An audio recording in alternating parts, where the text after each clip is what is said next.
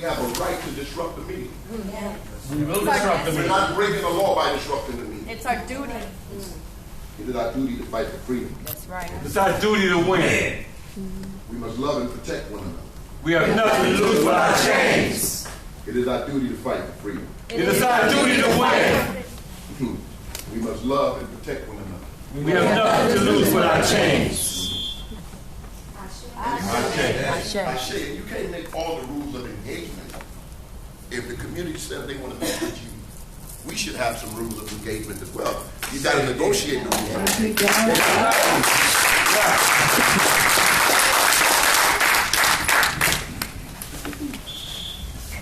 Good morning. My name is General Jeff, a Skid Row community activist. Thank you. The chief gave his report. Right now it's budget season. The chief is asking for $1.5 billion. More. Last year was $1.5 billion, $3 million less. There's a continuance of demand from the LAPD, but the taxpayer is not getting the results that we need to even sign off on that. We feel that there is pressure being put on this very commission because it is the very LAPD that protects you. It is the very LAPD that knows where you live. It is the very LAPD that knows where your children live, where your families are. And if you don't approve and go along with their program, there may be negative residual. And I think that this commission is being intimidated by the Los Angeles Police Department. Something that has come up time and time again, I personally have brought it up, and I've not heard LAPD even speak to the numerous amounts of trauma that the LAPD has caused the citizens of the city of Los Angeles, from the Watts Rebellion, the South Central Rebellion, the MacArthur Park May Day fiasco, Rampart scandal, and on and on. Numerous unarmed shootings. Our homeless brother Brendan Glenn in Venice is costing the taxpayers millions and millions of dollars, and there is no negative recourse for the Los Angeles Police Department. That is something that has to change, and we will continue speaking out on that. The budget season is definitely in consideration in terms of why we're here, and we're standing in solidarity with Waukesha Wilson and her family. Thank you. Akili.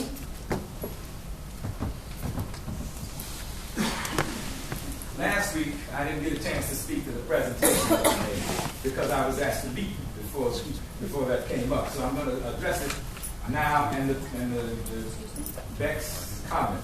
First, I thought that was the worst PR I had seen in a long time because it didn't answer the question. You put it off on the coroner's office and said it's their responsibility. Yet you take information from us in detail about who we are, where we live, our fingerprints, our next of kin, all that information, and then you put it off on the coroner to call us to say somebody's dead. Right. That's unacceptable. That's why Ms. Hines is here, because that process doesn't work. You should be responsible. You take all that information. And when we die in your hands, you should be responsible for informing us and investigating. And we haven't heard anything yet. So that last week's presentation was absurd and the worst PR I had seen in a long time. We are going to continue to come in. Even though we run the risk of getting arrested, even though we run the risk of being put out, we are going to continue to come in because we have found that by not being here, we will be murdered. Our community and our people will be murdered. So we have to be here. We have to be here in the name of Ezell Ford. We have to be here in the name of Rydell Jones. We have to be here in the name of Brother Africa. And we have to be here in the name of Waukesha Wilson. We will not go back to the days of William Parker. We will not go back to the days of Ed Davis. We will not go back to Daryl Gates. We will not accept that. And we will not be intimidated. We will not be forced or frightened. That's right. That's right. We want your emphasis to move from enforcement to safety, from intervention and prevention, from repression and suppression, from intervention to prevention. Those are things that make us safe. Amen. That's why we come here every Tuesday, and that's why we'll be back. That's right. That's right. Time. And then the next 5 will be Tiana Lawless, Monica Brown, Eddie H., Bill Jackson, and Dion Block. like How many students in the audience? Quite a few students. So what you're watching here is something that is fundamentally flawed by design. And when you look at the structure, you study math, you study things, you realize that the data that goes in, that you can't come to a proper answer. You realize that the data that is put in is really wrong. Something is fundamentally wrong. So what you're watching here today is the community exposing something that is flawed by design. The chief spoke about someone receiving the Medal of Valor from President Obama. What the chief didn't say to you was that it's the same President Obama's Department of Justice that had imposed a restriction and an oversight and a governance on this body because they deemed them to be incapable and incompetent. Incapable and incompetent, violent, corrupt, and killers for 12 years, from July 2001 till May 2013. That is called a federal consent decree from the Department of Justice. What the chief didn't say was that last year LAPD killed 21 people, the most anywhere in the country. Of all the people that LAPD shot, 1/3 were mentally ill. The chief didn't say that already this year LAPD again leads the nation by killing the most people. The chief didn't tell you that their officers broke these antennas. You must have seen these videos, sometimes dash camera videos, right? 90 out of 300 patrol cars, they broke these antennas. The chief would never say that. So what you're seeing is a lesson to be that this is something which is structurally, operationally, organizationally, economically, politically, structurally is fundamentally flawed by design. So when we get arrested, when things happen, when Dr. Melina Abdul, they arrested her last year, what she was doing was what Dr. King said, that it is our moral obligation to disobey unjust laws. That's right. It is our moral obligation to disobey unjust laws. So here's a look at the body. This is a body that is flawed by design. All right.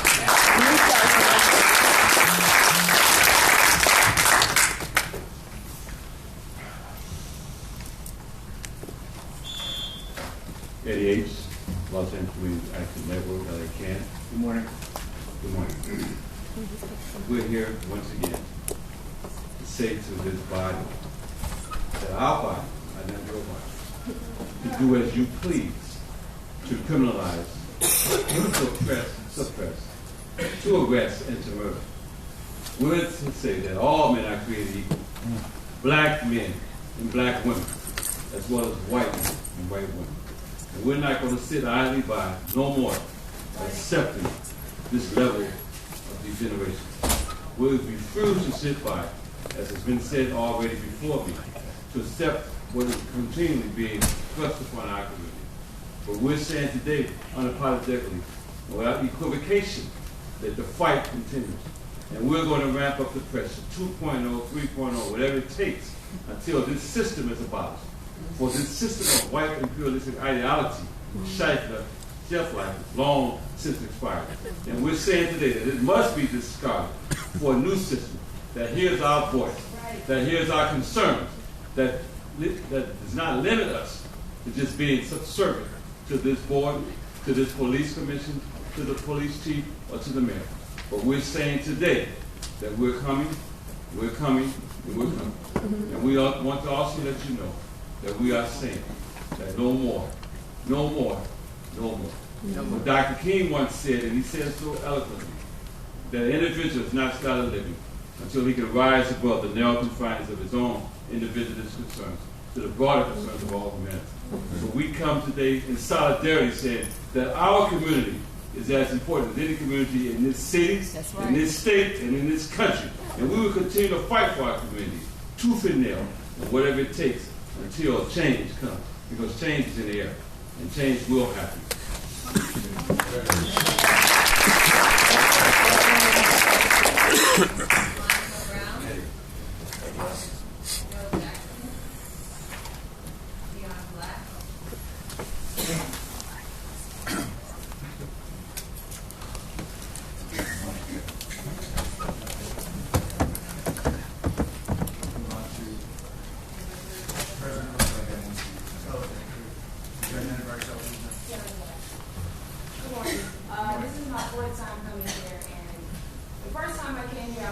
very upset. And then I went home and I prayed and I said, okay, being upset doesn't change things. And then I came back and I was just reading the words on the wall, and they did not line up with what you guys are supposed to be for the community.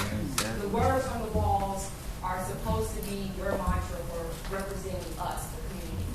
And then I felt sorry for you guys. I really did. I said, who is going to take a stand and do what's right? No one has reached out to Dr. Wilson's mother. No one. How long does she have to wait to have someone just answer her, just call her and answer the question, if it was suicide, what happened? According to you, it was suicide. So if it was suicide, it should be an open and shut case. But we know that's not the case. We know that there is some dirty secrets that you guys take to your bed every night and you sleep with, and you wake up in the morning and look at yourself in the mirror and say you're here to represent the people of our community. That is a bold-faced lie. So when you go home tonight and you're eating your big steak dinner and your expensive wine and you're sitting up in your house, I want you to think about Lisa Hines. Every day she thinks about her daughter and what happened to her as soon as she got off that phone call. And then she had to wait 4 more days to be told that her daughter was dead. That's what you have to do. Just tell the truth. That's all we want. Every Tuesday, we come here wanting, hoping, praying for the truth. And every Tuesday, you guys look at us with a blank-ass stare as if you don't know what's really going on. That you killed her in LAPD custody. Say her name. Waukesha Wilson. Say her name. Waukesha Wilson. Say her name. Waukesha Wilson. Say her name. Waukesha Wilson. Say her name. Waukesha Wilson. Say her name. Waukesha Wilson. Say her name. Waukesha Wilson. Say her name. Waukesha Wilson. We ain't stopped there. Waukesha Wilson. Say her name! Waukesha Wilson. Waukesha Wilson. We'll take a recess and everyone Oh, will take a leave. recess for what? Waukesha Wilson. Waukesha Wilson. I hope you took that recess and decided to tell the truth. Exactly. We're now on item number 4, regular agenda items. We do have comments on all items, sir. We begin with 4A, Inspector General's verbal update and discussion relative to the status of the recommendations contained in the 10-year overview of categorical use of force investigation policy and training. Hey, good morning, Commissioners. 2 weeks ago, you asked for an update today on meetings we had with the use of force working group and any developments related to policy changes.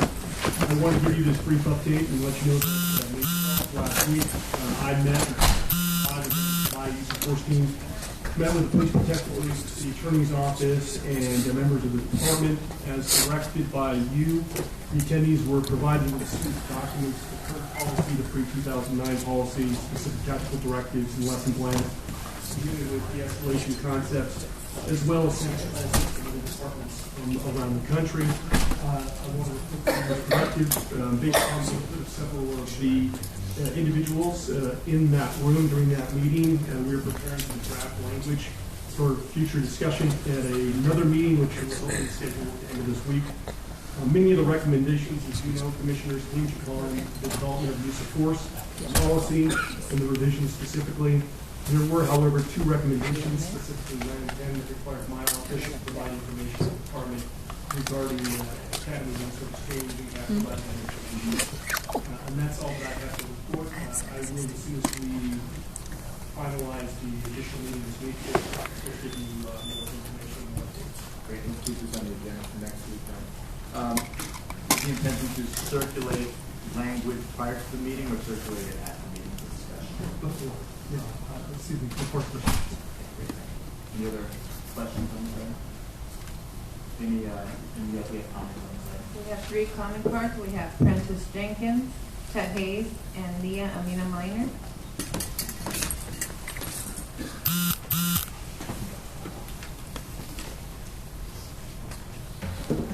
Francis Jenkins, published the City Life newsletter, activist since 1991. categorical use of force. I'm sure that Zell Ford's mother would have something different to say. Categorical use of force. Was that categorical use of force done by a police officer on this young lady? That's why Keisha Wilson, the mother's here today. She wants to know, was categorical use of force done on her daughter? When you talk about categorical use of force, you usually talk about somebody you killed, some cop killed. Now guess what? Cops have already killed 21 people this year, as Brother Hamid Khan said. I was shocked. I didn't know that. I'm glad all these activists are here. This place is packed today because activists, what we want to know is, why is there so much categorical use of force on people who are not armed? Why is there so much LAPD categorical use of force? All we want to know is what happened to this young lady, Waukesha Wilson. Was it categorical use of force in the jails? Now we know some cops just go crazy and use categorical use of force. They start shooting. They kill people in custody. I've been in custody before. Saw a cop. They said one of the inmates spit on one of the cops. Then I saw the cop put on his black glove. I didn't see the beating, but I did hear the screams in that jail. So all I know is when cops use categorical use of force, this is what it usually ends up as. Thank you, Ted Hayes.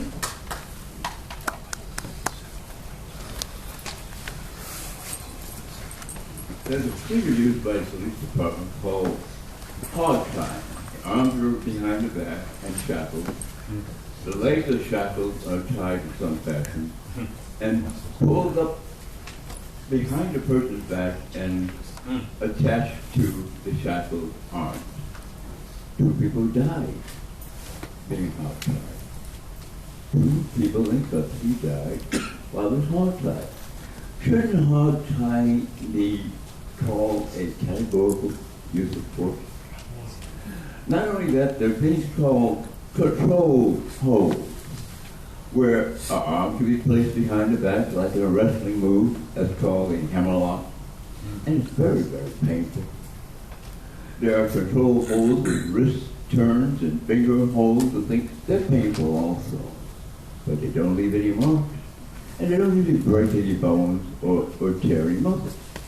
But those are uses of force, and they're very painful, and the suspect suffers a great deal, depending on how often and how strongly they're utilized. So the use of force category has to be expanded, particularly with that death-killing hog tie. I don't understand why that isn't there. It should be. There should be a certain limit as how far up you can pull those legs to the hands. Because that's what causes people to die, I believe. Because the circulation is cut off. And they can't breathe.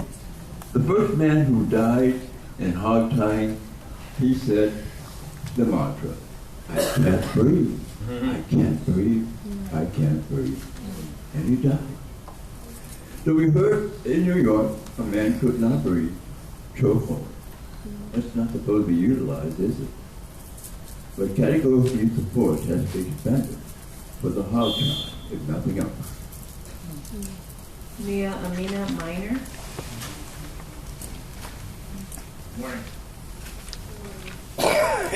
This 10-year overview of use of force is insufficient, and we know it's going to be ineffective. Once again, and I don't know how to make this clear, we do not trust LAPD to train themselves or hold themselves accountable because they cannot and they have not shown any history of doing so. Furthermore, we can't even trust them to investigate themselves. The history of the department is one of oppression, manipulation of policy, biased policing, brutality, and murder, with no public accountability, with no conversation with the community. give away your power week after week to this department because of history of oppression, murder, brutality. You continue to give these half-assed attempts to do something. You recommend de-escalation. I laugh at that. I really do. When there is no evidence of de-escalation in this room. Right, say that. When you can't exhaust reasonable alternatives in this room. We're sitting here looking at those who are supposed to be leading, buffering the community from the department. And in this very room, you can't do that. Right. You show no evidence of doing that. This is where you could prove it right. Yeah. This is where you could have a conversation with the community. Prove us wrong. But every week, you prove us right. Yeah. You speak power to our truth. Yeah. What we say every week, the oppression, the manipulation, the bias, the arrest, the trampling of our rights. Every week. The taking of our bodies. This categorical use of force presentation last week was also a lie. How is that a way for a mother to learn any information about the specific questions about her daughter that she's been asking you? Very vague PowerPoint. We don't want to know how you handle paperwork. Your cases are about human beings. Yeah. All right.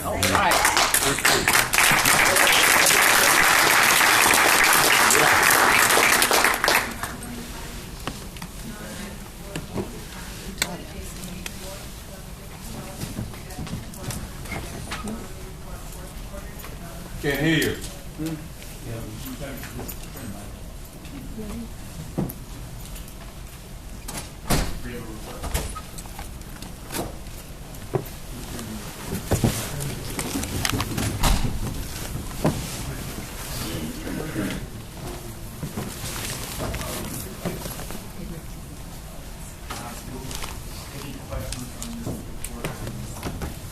Can't hear you. Can't hear you. Cannot hear you. Put yourself up in a meeting, you can't hear you. We're calling comment cards on this item. Thank you. We have 3 comment cards here. We have Prentice Jenkins, Chet Hayes, and Vicky Huffnagel. Prentice.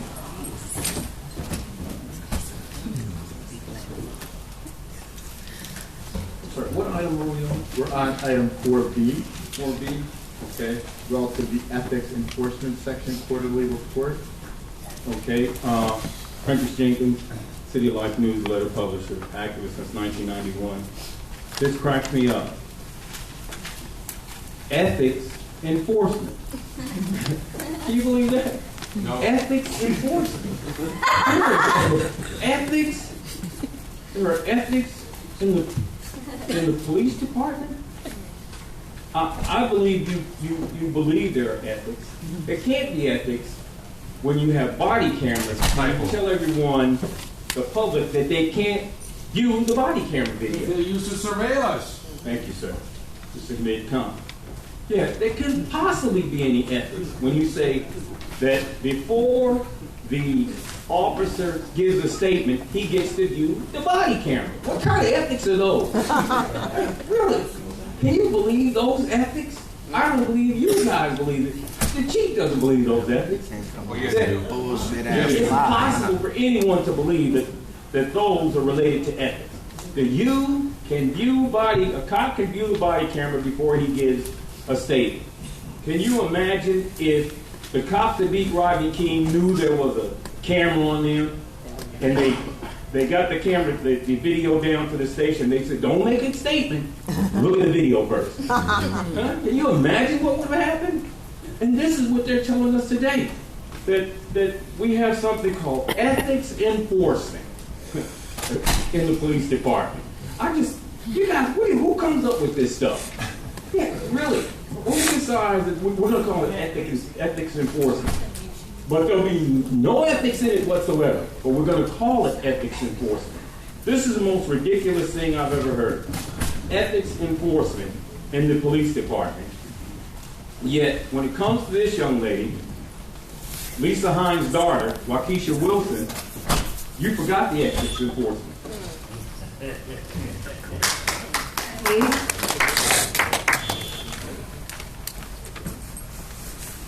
Mr. Hayes? Who's making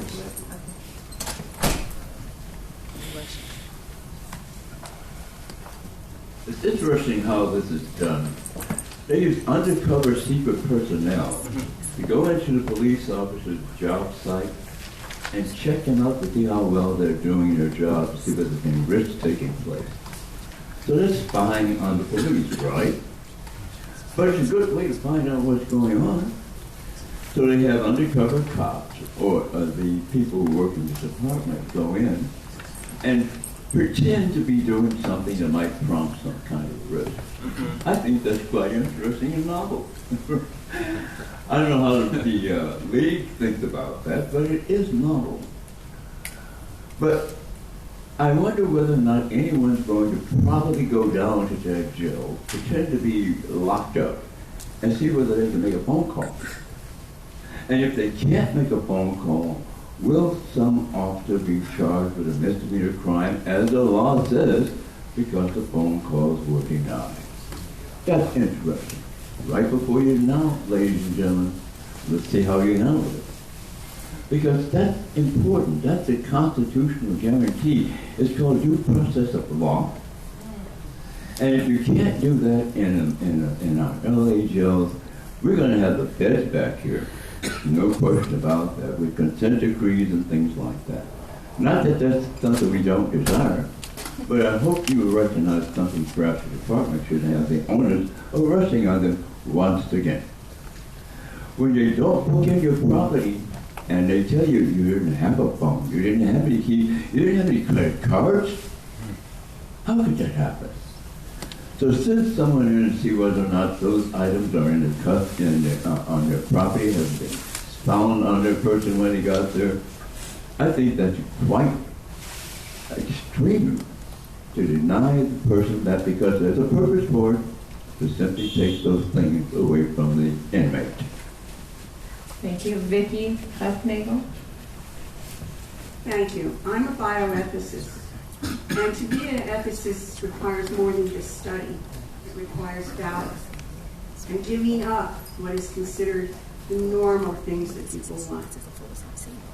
And I am going now today and tomorrow to the Office of the Inspector General sitting here, to the Department of Justice, to the FBI, and to the Attorney General in California on the lack of ethics that has taken place in break-ins and financial crimes in this city. I will be holding a press conference at my home, which 2 weeks ago was broken into. I have lost over $500,000 in personal items. But that doesn't really matter. I'm a whistleblower. And what I lost was the discs, the papers, and the computers. Now, any drug-addicted person or regular thief isn't going to take those files. But my files were taken. And I will have that press conference for the press to see the house. My car was stolen 2 weeks ago. Not one investigator has called me just to even ask for my license plate. When I came here over a year ago, I was told I was going to get support in looking at financial crimes. I'm white looking, so everybody assumes I'm wealthy and I have privilege.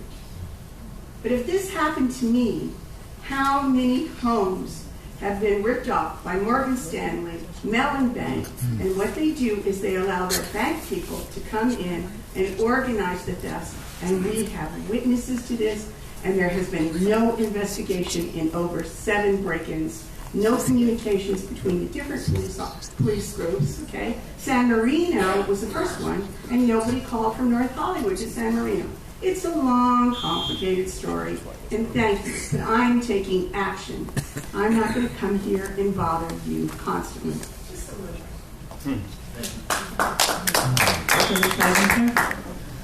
Do we have a motion to submit this to the Inspector General? So moved. All in favor? Any opposed? Now on item number 7.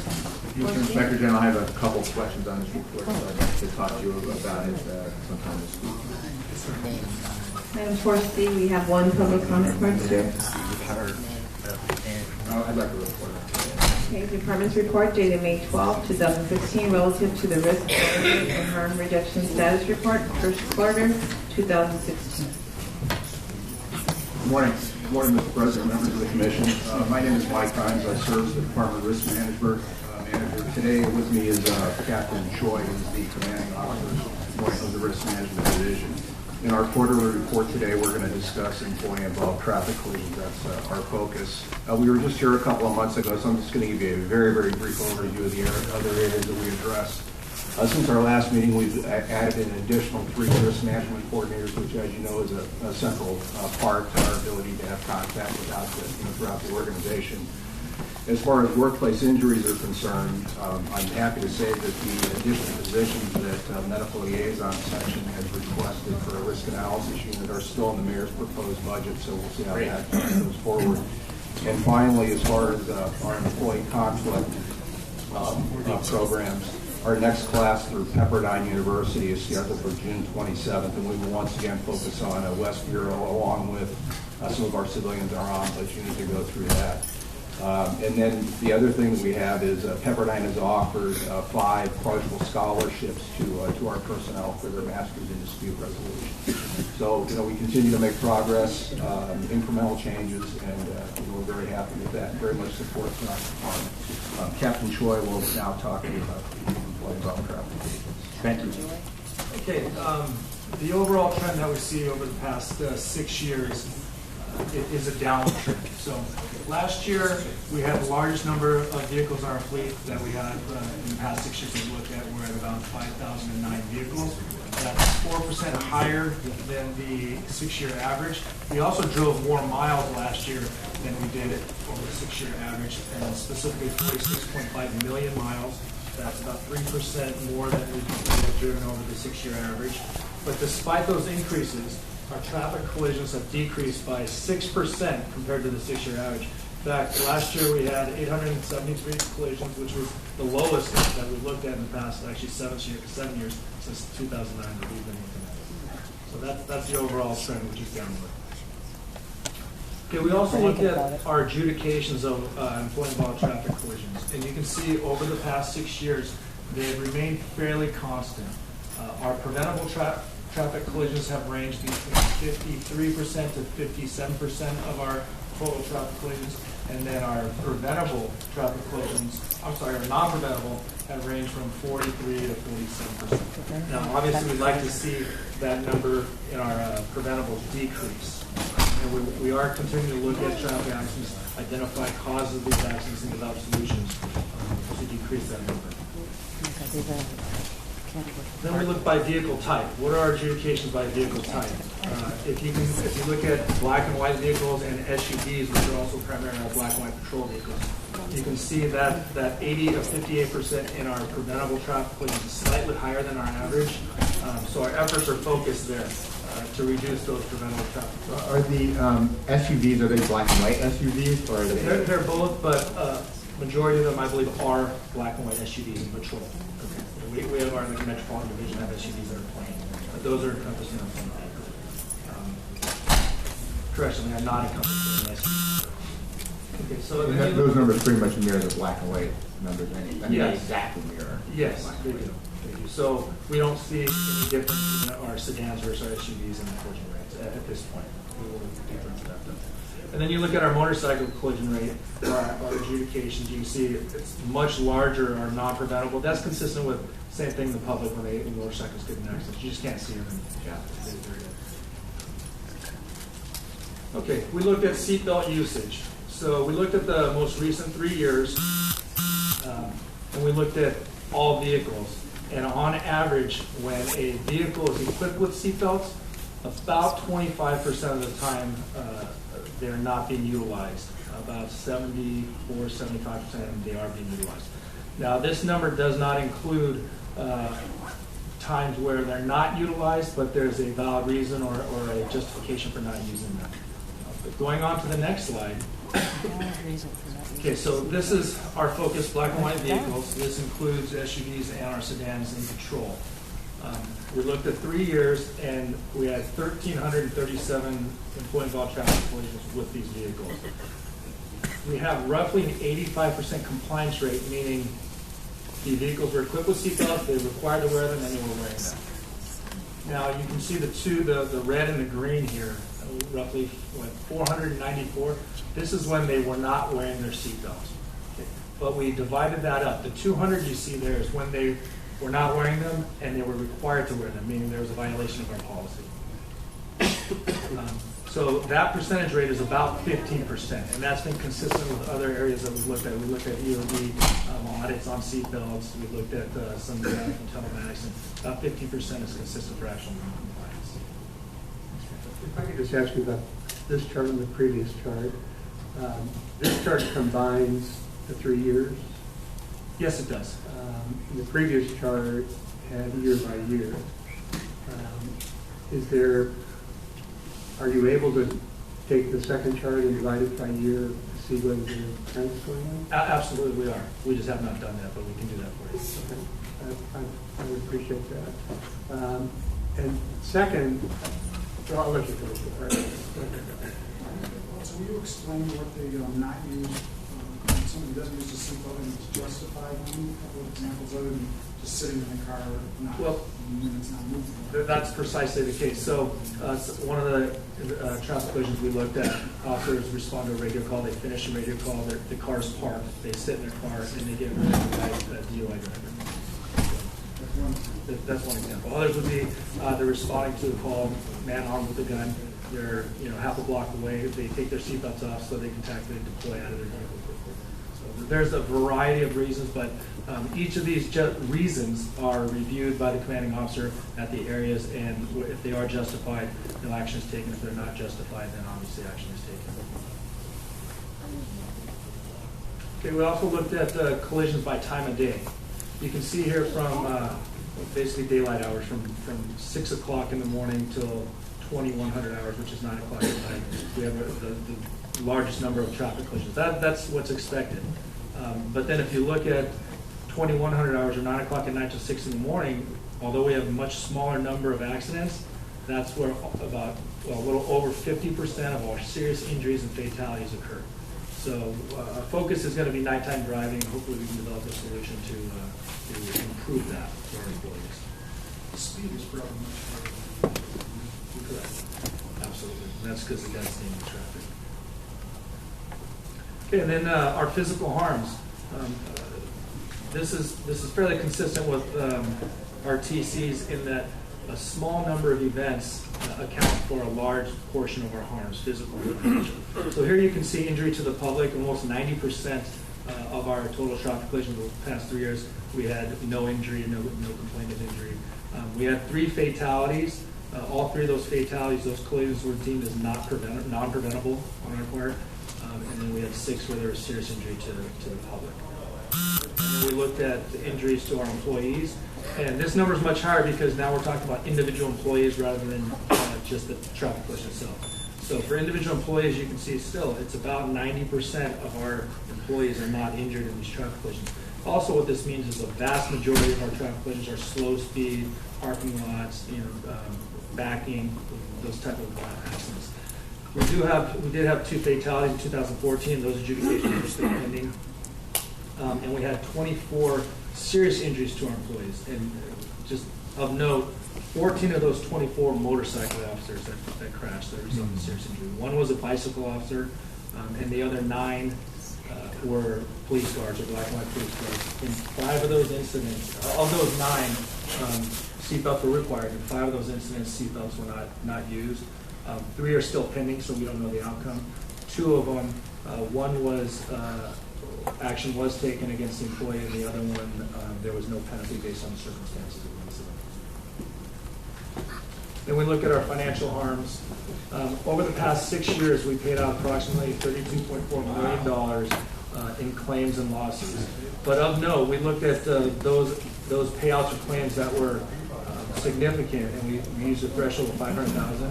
And there were 7 incidents over these 6 years that accounted to $20 million. So again, the point being, if we focus on our serious incidents, that we're going to have a significant impact on our financial harms as well as physical harms. This is just to depict, we looked at the actual individual payouts in 14 and 15 for claims and losses. You can see the vast majority are under $5,000. And and you have one or two that are over $500,000.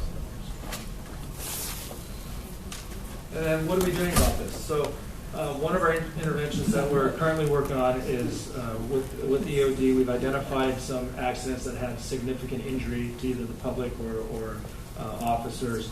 We've identified employees that we are going to approach to see if they're willing to give personal testimony. We're going to make videos and post them on the lands, and hopefully we can appeal to our employees to wear their seatbelts, to don't overdrive, drive safely.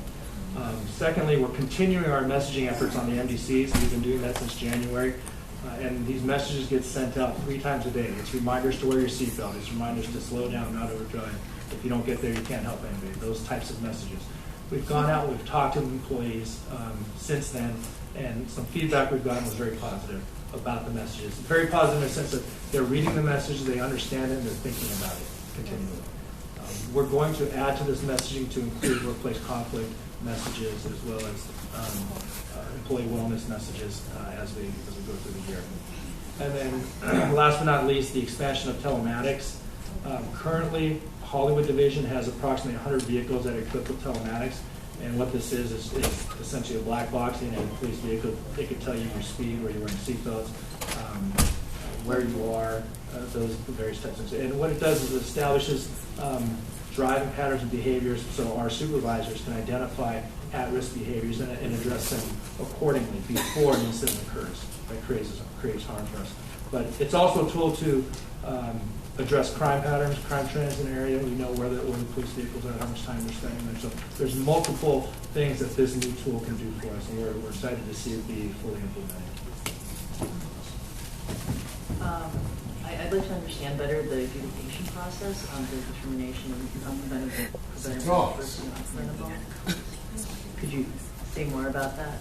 Okay, so after a traffic collision occurs, the traffic court is completed. It goes to the traffic coordinator, traffic coordination section of the Emergency Operations Division.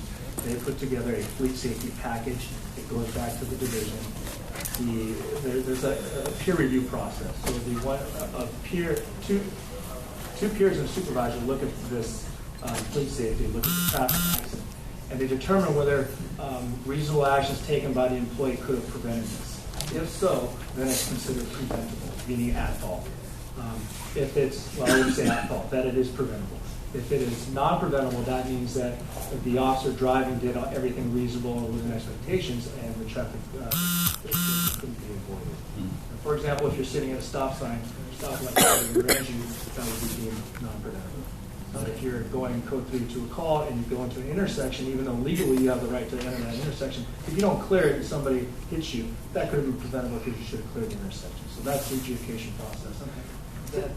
That happens at the area, and then that goes to the bureau, and then for a review process. And then it also goes back to traffic coordination section, and ultimately the department traffic coordinator, which is the deputy chief of County Sheriff's Special Operations Bureau, can change that adjudication if he feels. And so the circumstances under which injuries might occur during traffic collisions are both through sort of regular driving as well as when officers are responding to a call. Yes. So everything is so all the data that has been provided generalizes. Yes, it encompasses all traffic collisions, even when they're single cars, slow speed, and it's just property damage as well. So all the numbers are I have 2 questions. One, looking at chart 12 in the report that you gave to us, what you showed on the screen.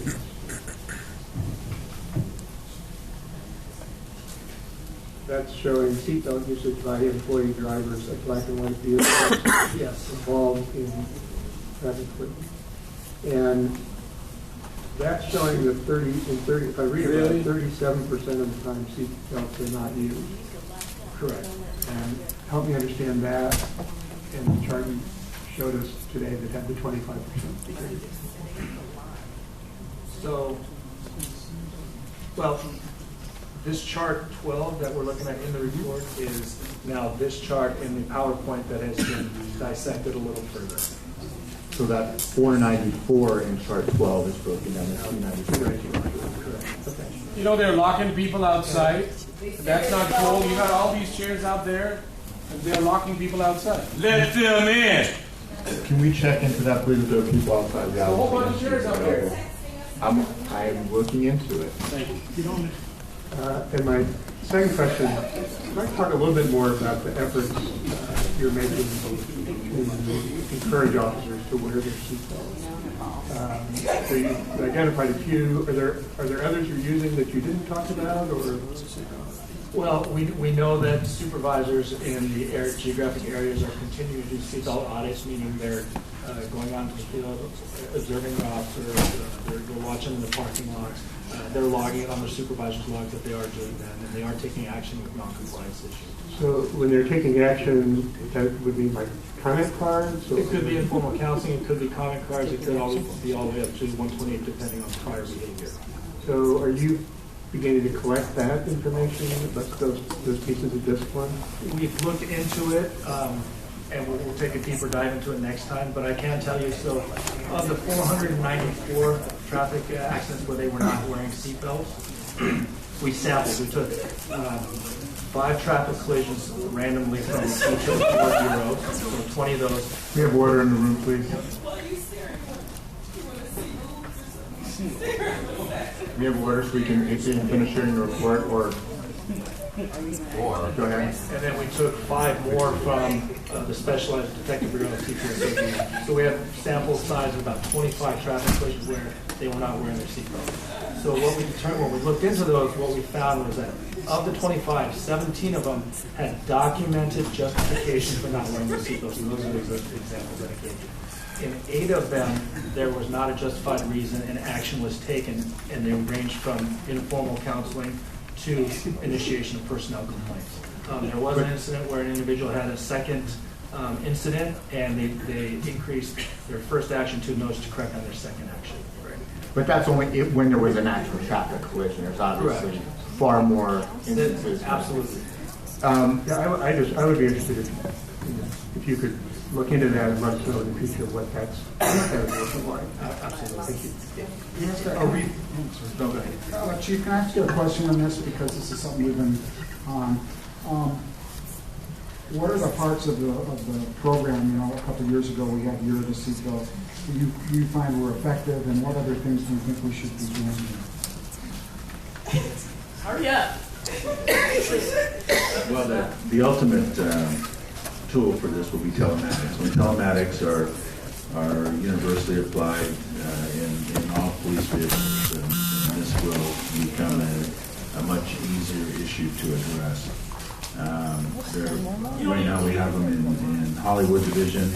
I met with Ford Motor Company 2 weeks ago in the room next door, 50 engineers from Ford.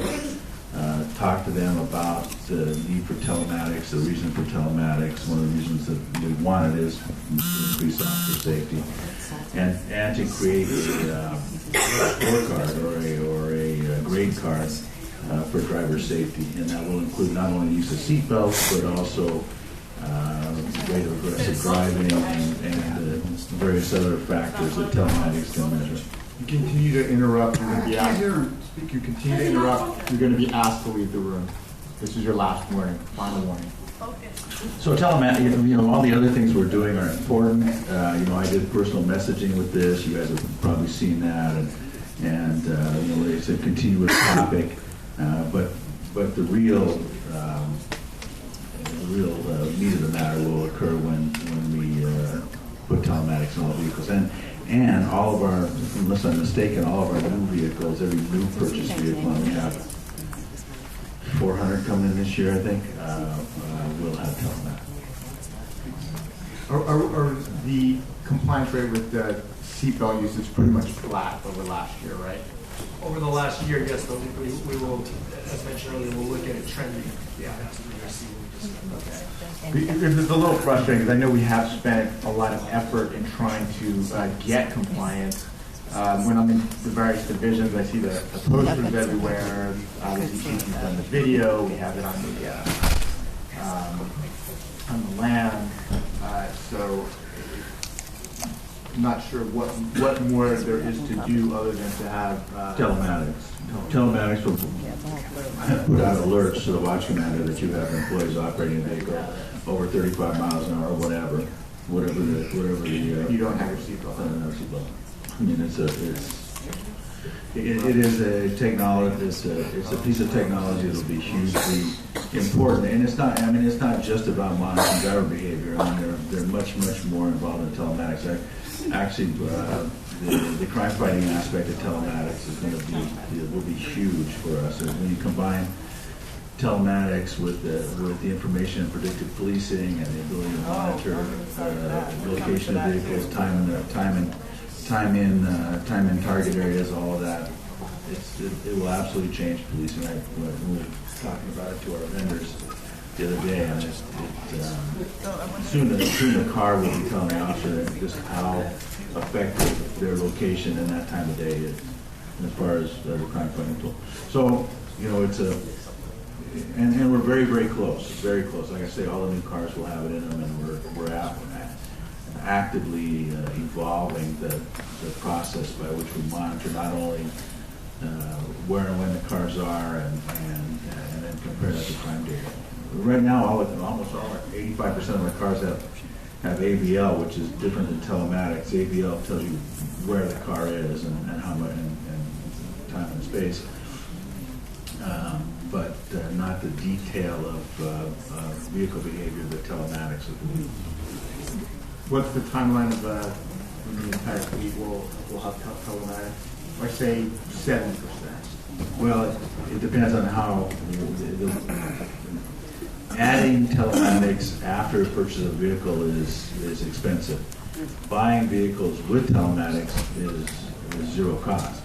So as we move forward and replace the fleet, then we will have telematics. So that doesn't answer your question.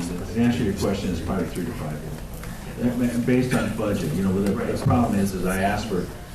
It's not a problem, it's a reality. The reality is that I got about half the cars I asked for this year, and so we're going to take our older vehicles deeper into their life cycle, and one of the downsides to that is as the more cars have the telematics, do we already have the infrastructure for using that data? So, talk about the watch commander being able to see what's happening. Is that also we're developing? Or is that? That's what we're doing in Hollywood. And Hollywood is our beta test site.